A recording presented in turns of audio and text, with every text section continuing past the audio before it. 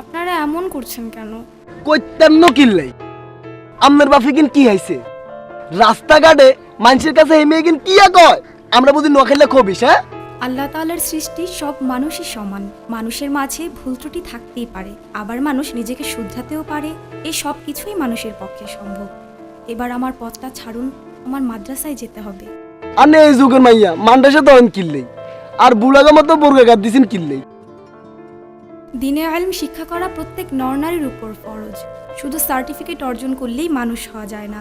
সুশিক্ষা মানুষকে সঠিক শিক্ষিত মানুষ হিসেবে গড়ে তোলে, আর ইসলাম শিক্ষা মানুষকে পূর্ণাঙ্গ মানুষ হিসেবে গড়ে তোলে। দুনিয়াতে আল্লাহ তাআলা মানুষকে স্টাইল করার জন্য পাঠাননি, পাঠিয়েছেন তার ইবাদত করার জন্য। আরে থামেন থামেন, আপনাদের ওয়াজ শুরু করছেন। আরে যান যান, নিজের কামে কাজে যান। জ্ঞান দিতে আইছে, ওয়াজ করে।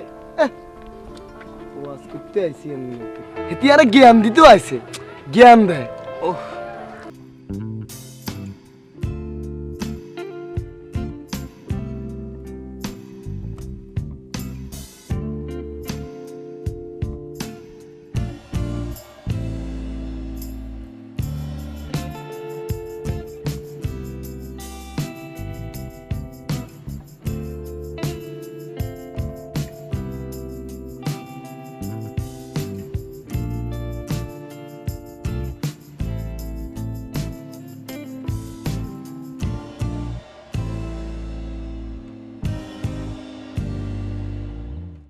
আসসালামু আলাইকুম রহমতুল্লাহ।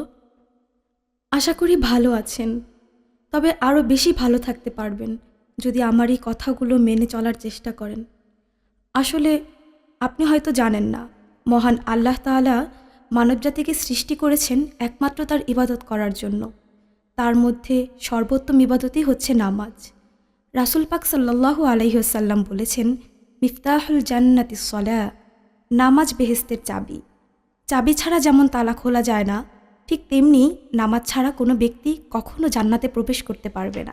আর এটাও জেনে রাখেন, কুল্লু নাফসিন যায়িকাতুল মাউত, জেনে রেখো একদিন সকল প্রাণীরই মৃত্যুর স্বাদ গ্রহণ করতে হবে। আমি নামাজ পড়লাম না রে, আমি নামাজ পড়লাম না,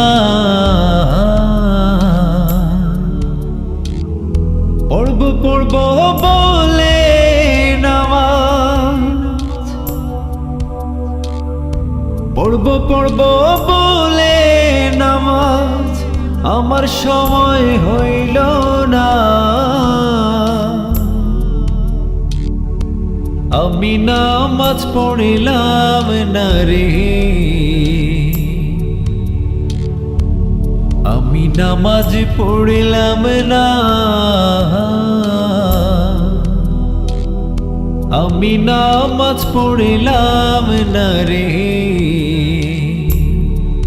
আমি নামাজ পড়লাম না।